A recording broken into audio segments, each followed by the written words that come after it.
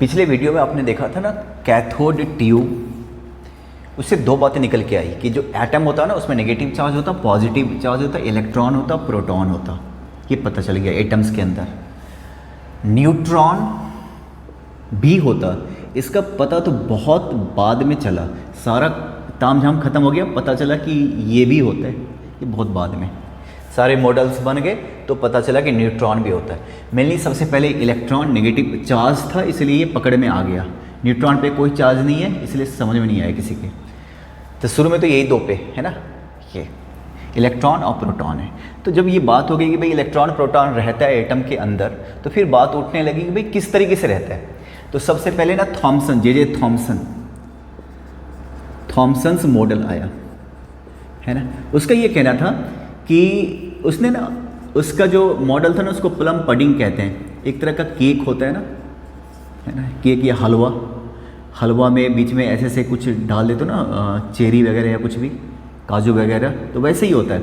या आप उसको समझो वाटरमेलन मॉडल भी कहते हैं इसको। वाटरमेलन आपने देखा है ना, ये रेड होता है, ठीक है ना, रेड होता है, और जो सीड होते हैं ना, और ऐसे ऐसे सीड होते हैं, आपने देखा ना वाटरमेलन को, सीड बहुत सारे होते हैं, है ना। या आपको याद है चोको बिस्किट आपने खाया है, ये पूरा काला काला होता है शायद, और यहाँ पे ऐसे ऐसे कुछ चिपके हुए रहते हैं, ऐसा ऐसा।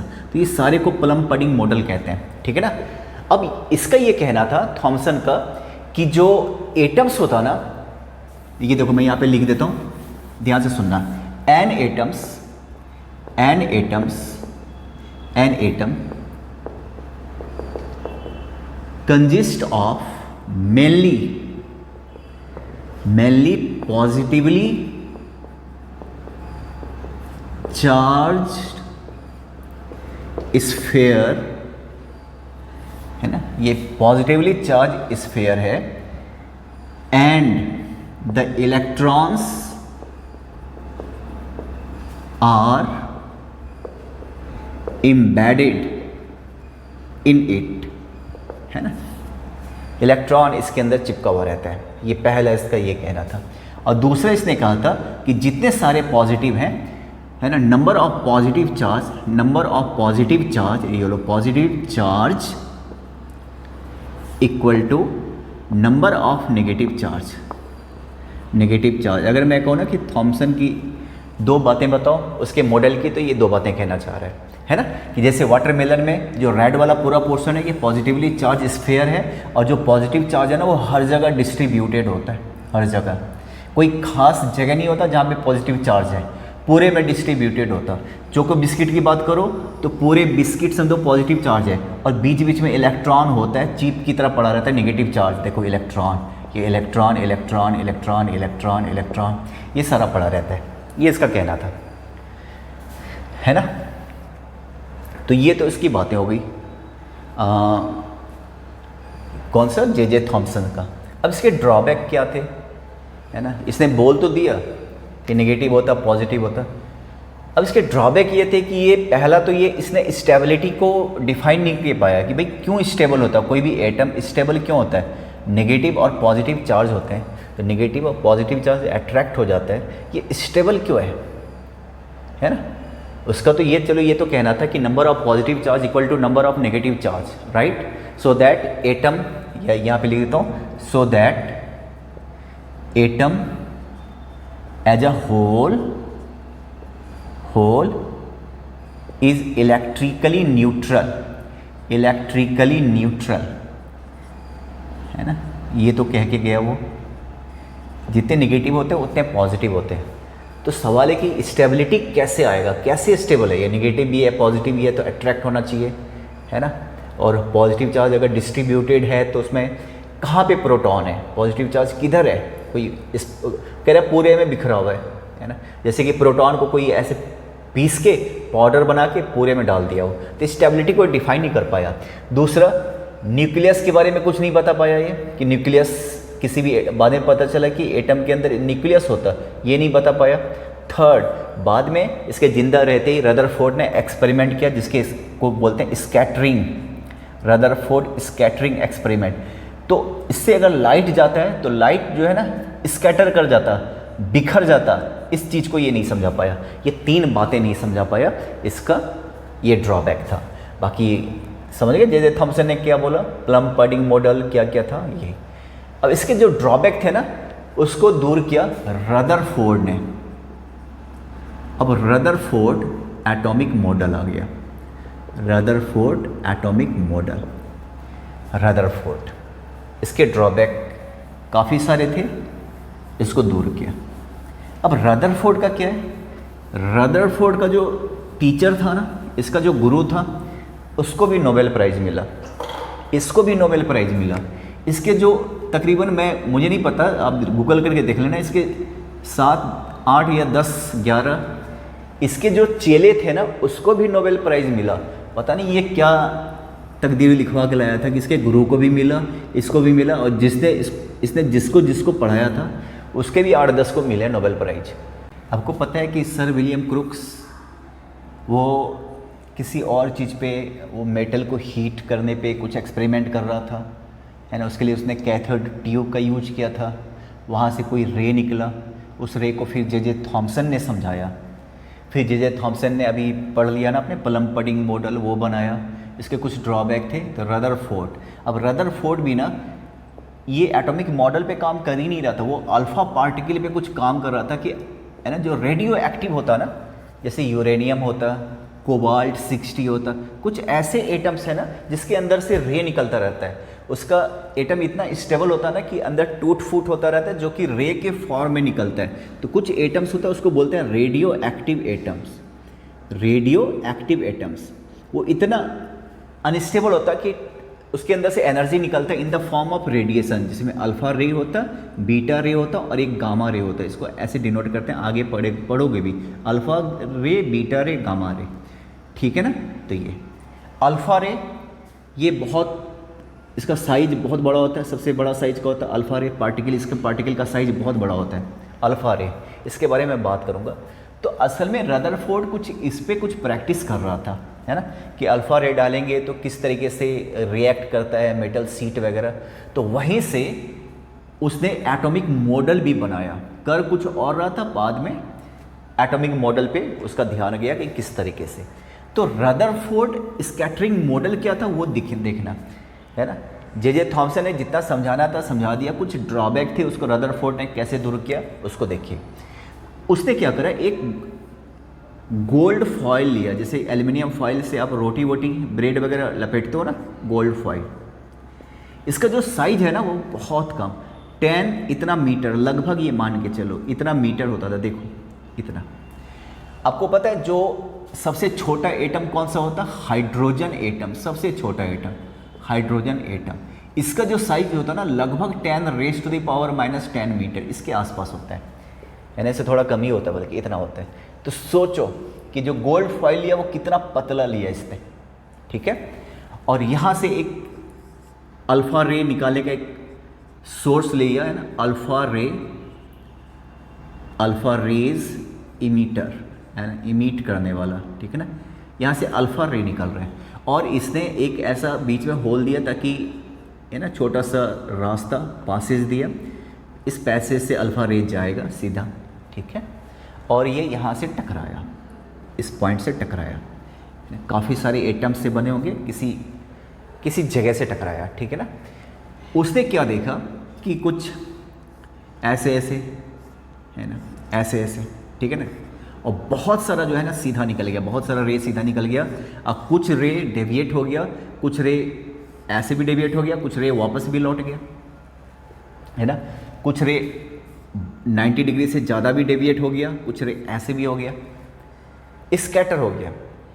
अब उसने क्या करा, यहाँ से जो अल्फ़ा रे भेजा है ना, जरा सुनना ध्यान से, यहाँ से जो अल्फ़ा रे भेजा है ना गोल्ड फॉइल पे पड़ गया, ठीक है ना।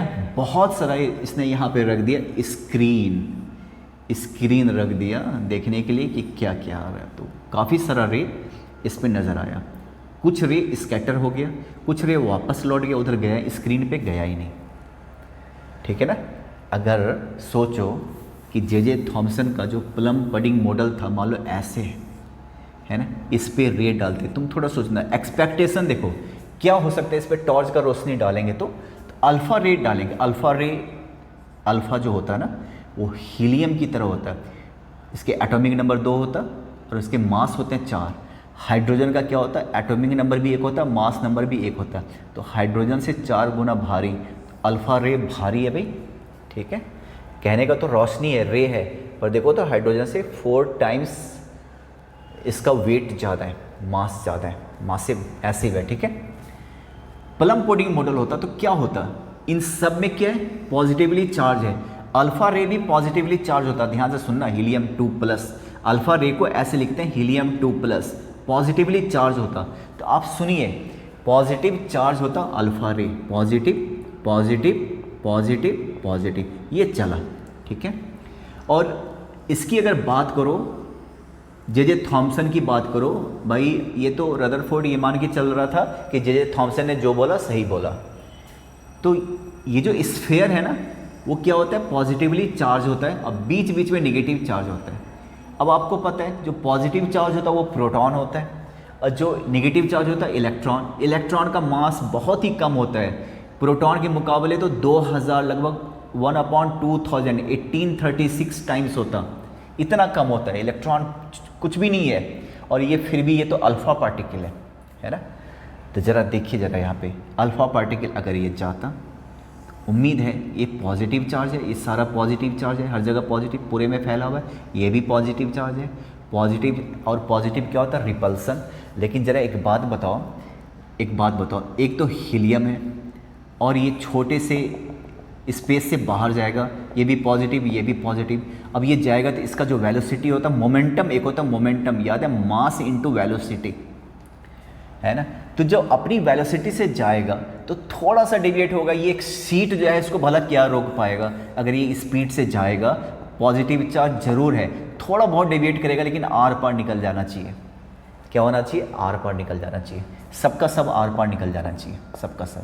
ये एक्सपेक्टेशन है कि ये ऐसा होना चाहिए था, ठीक है। और बीच में इससे टकराएगा तो क्या होगा, इतना हल्का है, उससे अल्फा रे टकराएगा तो इसका क्या मजाल है, तो आर पर निकल जाना चाहिए। ये एक्सपेक्टेशन होना चाहिए कि ऐसा होना चाहिए, पर हुआ कुछ और। क्या हुआ कि कुछ रे तो वापस लौट गया, कुछ रे ऐसे स्कैटर कर गया और ढेर सारा रे जो है ना, ढेर सारा रे सीधा निकल गया बिना डेविएट किए, ढेर सारा रे आर पार निकल गया, है ना, बिना अपना डायरेक्शन चेंज किए बहुत सारा रे सीधा निकल गया, बहुत सारा रे, है ना। अब इसका क्या टेबुलेशन है, ज़रा ध्यान से सुनिएगा कि क्या इसका एक्सपेरिमेंट में हुआ।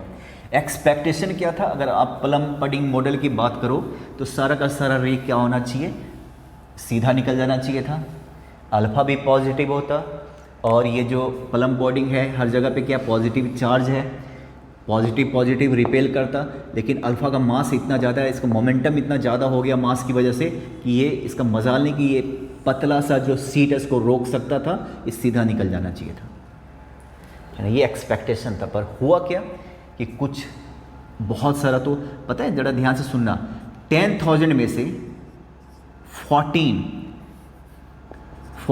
आउट ऑफ 10,000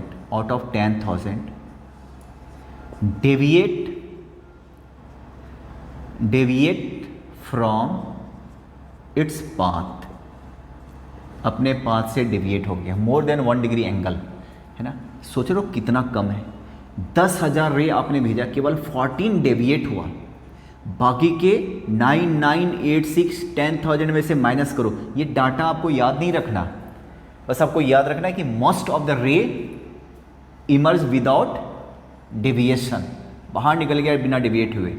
इतने सारे रे बाहर निकल गया विदाउट डेविएशन, सीधा निकल गया। इसका मतलब समझ रहे हो, सीधा निकलने का मतलब कि एटम्स में बहुत सारा जगह खाली रहता है ना। ये देखिए तो 10,000 में से अगर मैं परसेंटेज की बात करूँ ना तो ये हो जाएगा 0.14% हो जाएगा 100 में से अगर बात करते तो। इतना परसेंट जो है ना ये डेविएट हो रहा है, इसका मतलब किसी से टकराया है। और बाकी के 99.86% सीधा निकल रहा है, इसका मतलब इतना जगह जो है ना खाली है, मतलब एटम का इतना जगह क्या वैकेंट है, यहाँ पे कुछ है ही नहीं, खाली है। सोलर सिस्टम की तरह यहाँ पे सन होता है ना, ये यहाँ पे है ये, फिर तीसरे नंबर पे अर्थ है। इस तरीके से सारा अपने अपने रास्ते पे घूमता रहता है, सारा अपने अपने रास्ते पे घूमता रहता है। तो कुछ इस टाइप का है कि यहाँ से अगर रे जाएगा ना तो इससे टकराएगा तो उधर जा नहीं पाएगा, वापस लौट आएगा, इसके पार जा ही नहीं सकता। कुछ इस टाइप का है यहाँ पे। इतना जगह खाली है, क्यों? क्योंकि इतना % रे सीधा बाहर निकल जाता है। तो जो एक्सपेरिमेंट है, इस एक्सपेरिमेंट से जो एब्जॉर्ब हुआ ना रदरफोर्ड एटॉमिक मॉडल से, कि most of the space of the atom is empty, खाली है, ठीक है ना। और जरा देखना, इसने देखा कि एक जगह ऐसा था, बहुत छोटे से जगह पे ऐसा था जहाँ पे रे जो है ना टकराने के बाद वापस लौट गया, है ना, इसको पार नहीं पाया, है ना। और जरा सोचो तो ये बहुत भारी जगह, मान लो एकदम कोई बहुत तगड़ा चीज़ है यहाँ पे, अगर रे ऐसे टकराएगा तो ऐसे चला जाएगा, रे यहाँ से ऐसे टकराएगा तो ऐसे चला जाएगा। तुम खुद सोचो ना, अगर अल्फ़ा रे के रास्ते में कोई भारी सा चीज़ आ गया तो ये यहाँ से टकराएगा तो कोई तरीका नहीं है, वापस लौट जाएगा। यहाँ से टकराएगा तो थोड़ा हो सके ऐसे करके ऐसे लौट जाए, यहाँ से टकराएगा तो ऐसे लौट जाए, यहाँ से टकराएगा तो ऐसे लौट जाएगा, यहाँ से टकराएगा तो फिर भी। तो जब किसी पॉइंट के आसपास ऐसी चीज़ें होनी शुरू हो जाए ना तो समझ जाओ यहाँ से टकराएगा तो वापस आ जाएगा। इसका मतलब यहाँ पे कोई ना कोई चीज़ है जो भारी है ना। तो पूरे एटम में इतना जगह पे इतना छोटा सा जगह है जहाँ से अल्फ़ा रे बाहर नहीं निकल पाता, बाकी सब जगह जो है ना खाली खाली उसको देखा। इतना ना देख रहे हो कितना %, अभी मैंने बताया था 99.86% जगह जो है खाली रहता है। और सिर्फ इतनी जगह पे पूरा का पूरा मास, जो इस एटम का जो मास है ना, सिर्फ इतनी जगह पे कंसंट्रेट है। कितना? 0.14% जगह पे कंसंट्रेट है सारा का सारा मास। ये कंक्लूजन निकला इसके स्कैटरिंग एक्सपेरिमेंट से कि यहाँ पे भारी चीज़ है इसलिए इसको आर पार कोई कर नहीं पा रहा। ठीक है ना, क्लियर है? तो ये इसके नोट्स भी दे दूंगा, और क्लियर हो जाएगा, है ना। अगर मैं इसकी बात करूँ ना कि रदरफोर्ड किस नतीजे पे पहुंचा न्यूक्लियस के बारे में, एटम्स के बारे में, न्यूक्लियस के बारे में उसने क्या कहा कि पहला जो न्यूक्लियस होता है वो पॉजिटिवली चार्ज होता है रदरफोर्ड के हिसाब से चलो तो। सेकेंड, न्यूक्लियस जो होता वेरी डेंस एंड हार्ड होता, वेरी डेंस एंड हार्ड। अगर इसके थर्ड बातों को देखो तो कह रहा है कि बहुत छोटा होता है, न्यूक्लियस इज़ वेरी स्मॉल। और आपको पता है एक डाटा मैंने दिया था हाइड्रोजन का 10⁻⁻⁻10, तो ये एटम्स का साइज होता है हाइड्रोजन का, और न्यूक्लियस का साइज ये होता है, तो बहुत छोटा होता है। और सारा का सारा जो मास होता है ना, मास जो है ना वो कहाँ पे कंसंट्रेट होता, mass concentrated at centre of the centre, उसी को न्यूक्लियस बोलते हैं, है ना। एटम के सेंटर को न्यूक्लियस बोलते हैं, सारा का सारा मास वहाँ पे कंसंट्रेट होता है। ठीक है, आपके बुक में दे रखा कि ये नोट्स बना के दे दूंगा, पर देखिए model of the atom as explained by Rutherford. आप एग्री कर रहे हो कि नहीं कर रहे हो, जैसा लिखा हुआ वैसा पढ़ लेता हूँ। The atom of an element consist of A small positively charge nucleus in the center which carries almost the entire mass of the atom। कहते हैं एक तो स्फेयर है, सारा का सारा पॉजिटिव चार्ज कहाँ पे होता है, सेंटर में, और सारा का सारा मास कहाँ पे होता है, कंसंट्रेट कहाँ पे, सेंटर में, जिसको इसने बोला न्यूक्लियस। ठीक है, the electrons are revolving around the nucleus at the high speed. High speed पे इसके चारों तरफ चक्कर काटते रहता है इलेक्ट्रॉन। यही इसका ड्रॉबैक भी था, इसको समझा नहीं पाया, इस पर डिस्कस करते हैं। द नंबर्स ऑफ इलेक्ट्रॉन, फिर अगला कह रहा है कि जितने इलेक्ट्रॉन्स हैं उतने प्रोटॉन हैं, इसलिए कोई भी एटम्स जो होता है ना वो इलेक्ट्रिकली न्यूट्रल होता, कोई चार्ज दिखाई नहीं देता, है ना। अगर मान लो 10 इलेक्ट्रॉन है तो 10 प्रोटॉन भी होगा, प्लस माइनस कैंसिल हो जाता है ना। तो जितना निगेटिव उतना पॉजिटिव। इसके बाद कह रहा है the volume of the nucleus is negligibly small compare to the volume of the, इसका जो न्यूक्लियस का जो वॉल्यूम होता है ना पूरे एटम की तुलना में बहुत कम होता है ना, बहुत कम होता है। ठीक है, वो तुमने देख भी लिया। और नेक्स्ट कह रहा है कि most of the space in the atom is empty, है ना। बहुत सारा स्पेस जो है ना इसका क्या रहता है, खाली रहता है, ये तुमने देख भी लिया। ठीक है, अब देखो इसके ड्रॉबैक क्या थे। जे थॉमसन का क्या ड्रॉबैक था? पहला मसला था स्टेबिलिटी, कि एटम स्टेबल क्यों होता है, ये इसको समझा नहीं पाया। पहला स्टेबिलिटी को समझा नहीं पाया, पहला इसका ये था, है ना। दूसरा क्या था कि जो स्कैटरिंग एक्सपेरिमेंट है, स्कैटरिंग, उसको समझा नहीं पाया। थर्ड, ये न्यूक्लियस के बारे में कुछ आइडिया लगा नहीं पाया, ये था जे थॉमसन। रदरफोर्ड ने न्यूक्लियस के बारे में बता दिया, स्कैटरिंग का स्टेबिलिटी को अभी भी नहीं समझा पाया रदरफोर्ड। स्टेबल क्यों होता है, इसका कहना था कि भाई ये पॉजिटिव है ना, और ये इलेक्ट्रॉन है, इलेक्ट्रॉन मूव करते हैं, ठीक है। आपने पढ़ा होगा यूनिफॉर्म सर्कुलर मोशन, आपको फिर से याद दिलाता हूँ। अगर मान लो कोई गोल गोल घूम रहा है यहाँ पे, मान लो, ठीक है, इसके अराउंड, आपको याद है कैपलर्स लॉ वगैरह आपने पढ़ा था ना, न्यूटन्स ने फिर समझाया था, ये चीज़ घूम रहा है इसके चारों तरफ, ठीक है। अब ये पॉजिटिव चार्ज है, ये नेगेटिव चार्ज है। जब कोई चीज़ घूम रहा होता है ना ऐसे सर्कुलर, स्पीड कांस्टेंट है, फिर भी इसका वेलोसिटी कांस्टेंट नहीं होता। मान लो इसका स्पीड, मान लो, आपको याद करो, यूनिफॉर्म सर्कुलर मोशन 10 मीटर पर सेकंड ऐसे मूव कर रहा है क्लॉकवाइज, मान लो, है ना। तो इस पॉइंट पे इसका डायरेक्शन क्या, इधर है। फिर ये इस पॉइंट पे आ गया, इसका डायरेक्शन किधर है, इधर है। इस पॉइंट पे आ गया, इसका डायरेक्शन क्या है, इधर है। तो डायरेक्शन चेंज हो रहा है, इट मीन्स वेलोसिटी चेंज हो रहा है। और आपको पता है कि वेलोसिटी चेंज हो रहा है, इट मीन्स एक्सेलरेटेड है। तो कोई भी सर्कुलर मोशन होता ना, वो एक्सीलरेटेड होता, एक्सेलरेशन में होता। स्पीड बेशक कांस्टेंट है, पर वेलोसिटी कांस्टेंट नहीं है। डायरेक्शन चेंज हो रहा है, इट मीन्स वेलोसिटी चेंज हो रहा है। आपने पढ़ा था यूनिफॉर्म सर्कुलर मोशन में, force equal to mass into acceleration. Mass भी है, और यूनिफॉर्म सर्कुलर मोशन में जो ऑब्जेक्ट होता है वो एक्सीलरेटेड रहता है, याद रखना।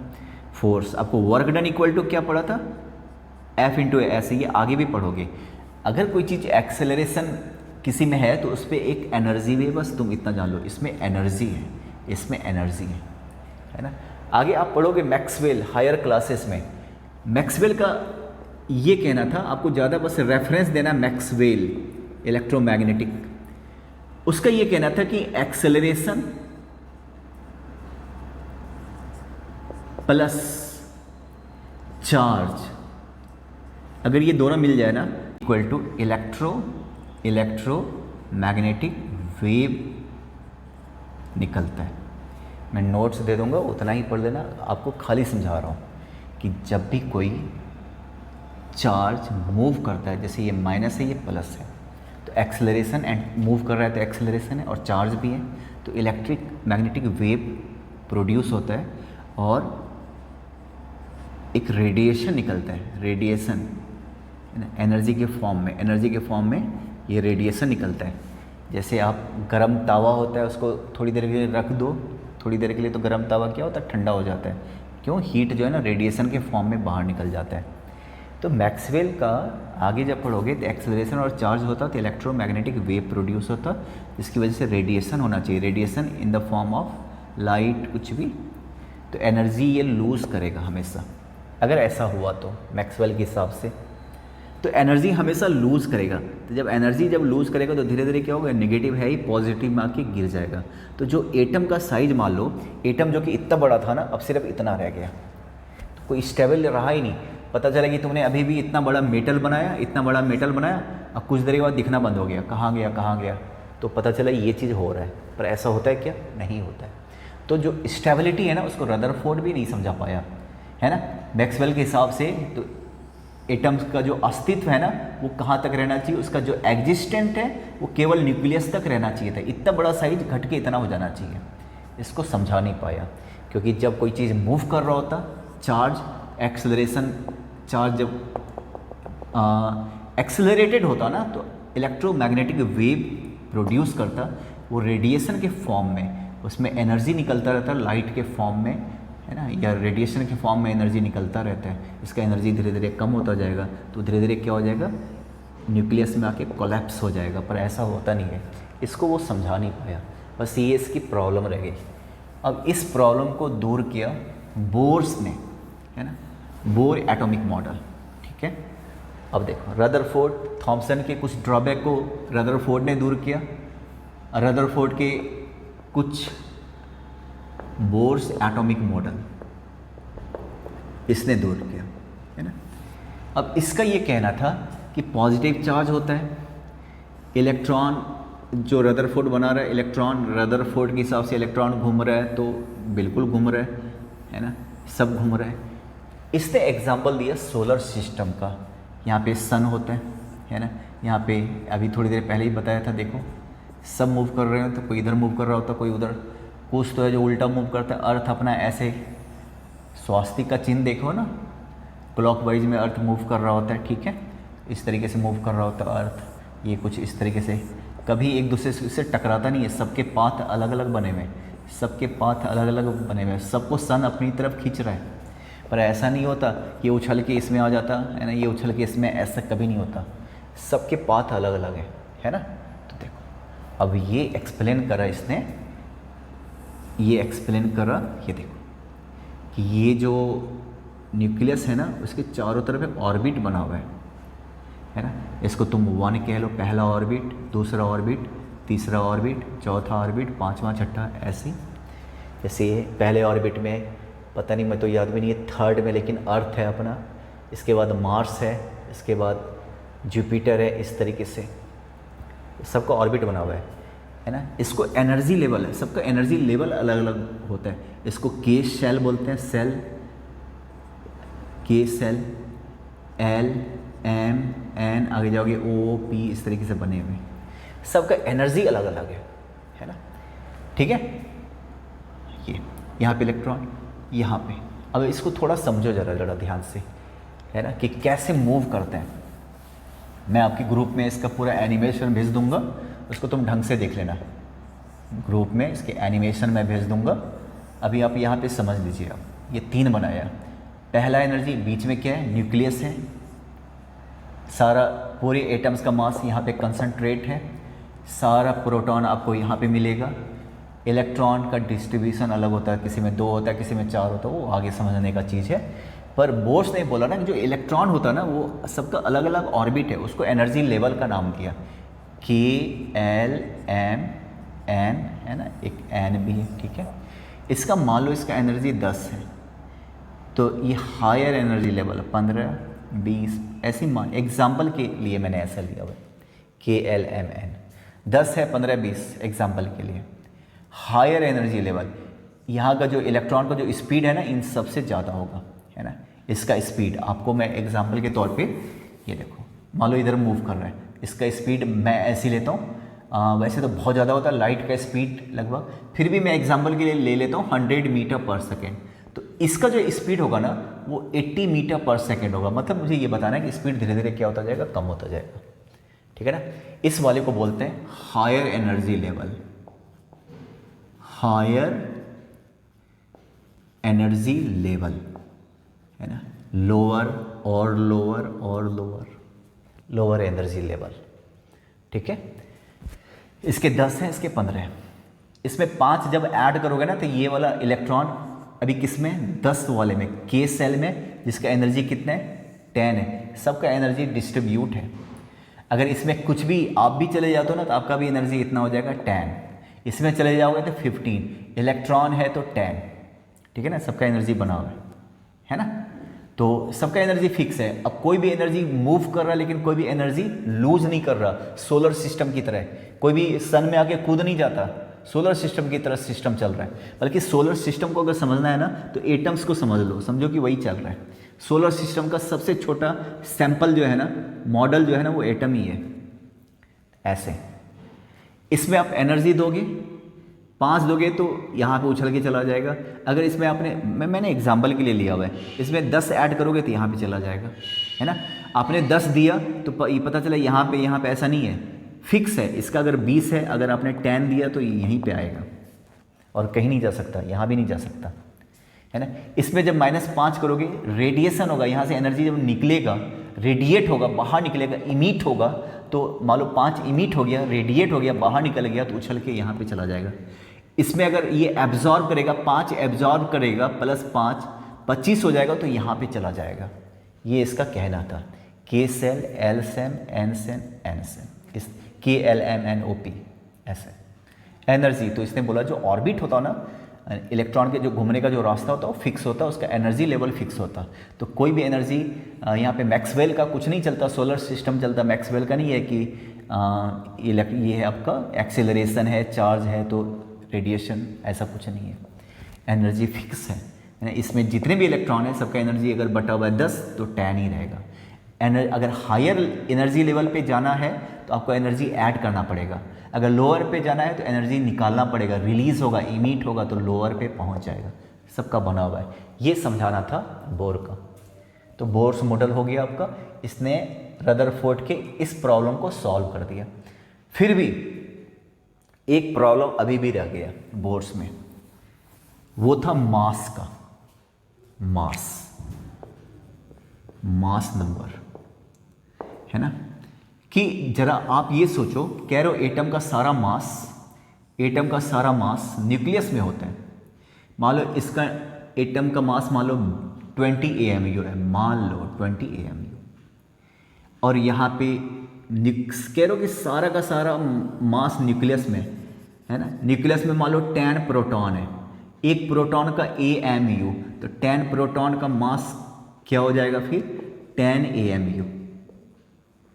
ठीक है, पूरे एटम को तौल के देखा तो 20 AMU, न्यूक्लियस को तौल के देखा, प्रोटॉन गिन लिया 10 प्रोटॉन तो 10 AMU, तो बाकी के 10 किधर है। इलेक्ट्रॉन का तो अपना कोई मास होता नहीं है, कुछ भी नहीं है इलेक्ट्रॉन का मास, बाकी के मुकाबले 0 मान के चलो, तो बाकी के 10 कहाँ पे हैं। तो फिर इसने ये बोला कि जो भी मास घट रहा है ना वो न्यूट्रॉन की वजह से, ऐसा पार्टिकल है जो चार्ज नहीं होता, 10 न्यूट्रॉन्स है ना। तो न्यूट्रॉन्स के बारे में बोर्स नहीं बता पाया, बाद में चैडविक ने शायद बताया था, तुम देख लेना, नोट्स में दे दूंगा।